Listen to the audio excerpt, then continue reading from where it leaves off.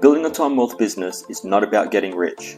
It's about creating a balance of time and money so you can get back to doing the things you love most, whether it be spending more time with your family, traveling, learning new skills, or whatever you want.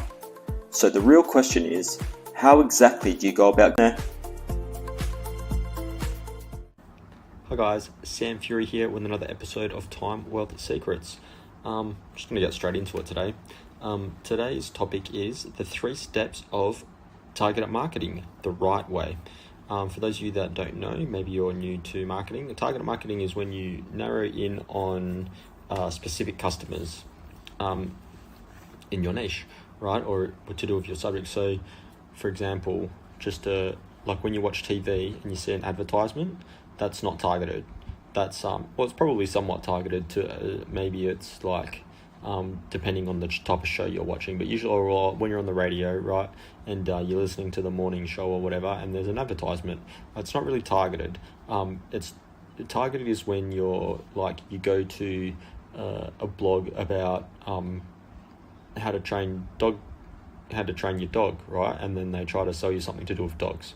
That's target. That's target marketing. So you're matching your whatever it is you're marketing to the audience specifically. So that's what target marketing is. It's marketing on narrowing in on specific customers to match what you're trying to offer. So how do you go about doing that? Because everyone knows if you market to people that are interested in your product, or interested in the theme of your product, they're more likely to buy it, right? It's just common sense that you put things in front of people that want. There's no point targeting dog food to cat lovers, right? Something like that. So the first thing you got to do is identify your niche, and you might think you know what your niche is. For example, let's say I'm taking the Survival Fitness Plan. Let's say, the niche is fitness, but it's not, right? That's the core subject. What you need is to narrow it down more. So for example, let's say Time Wealth Secrets. You might think, it's about finance, it's about making money, but it is. But then you got to narrow in, so it's more specifically about making money online, and then more specifically making money using the Time Wealth Secret strategy, whatever. So you got to narrow it in, and then once you know your niche, the more narrow it is, the better. So it could specifically be making money online for travelers, or making money online for single moms, making money online for single moms in the state of New York, right? The more narrow you get, and it may seem like you're cutting out a lot of things, but you'll find that the more you narrow down your niche, the easier it is to target, because you can be very, very specific, right? Especially these days. Now we got Facebook and stuff, and they use Facebook pixels. If you don't know what that is, you can look it up. Facebook pixels and stuff. You can really target specific people, right? The next thing you got to do is identify your ideal customer. So you might know who your customer is, or where they what your niche is, right? But all those types of every niche has different types of customers, right? So what type of customer do you want? A good way to do this is to to imagine what your ideal customer is.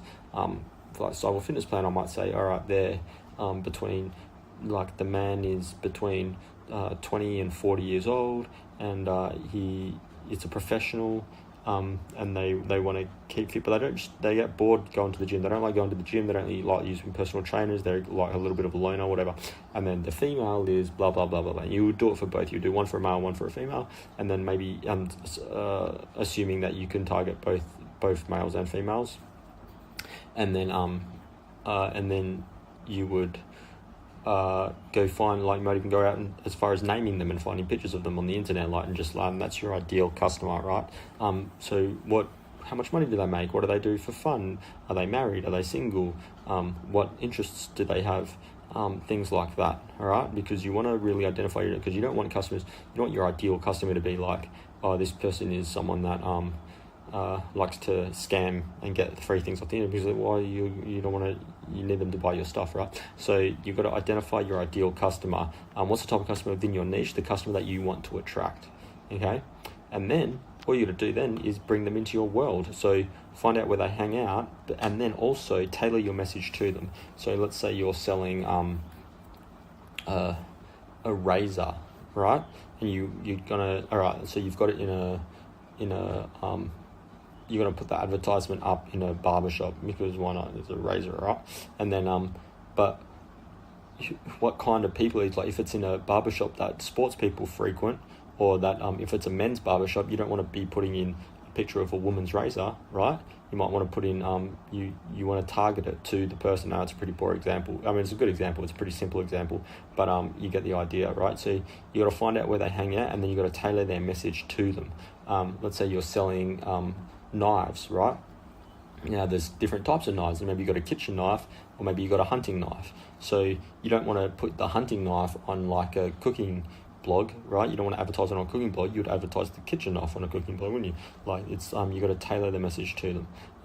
And then there's also not only that, but you could have the same product. Like, let's say you got a compass. You could either present it to like Cub Scouts, or you could present it to like orienteering, or you could present it to like people that like sailing, but you're not going to use the same advertisement for all of them, right? Like, maybe on the advertisement for the sailing one, you'll use a picture of people on a boat, right?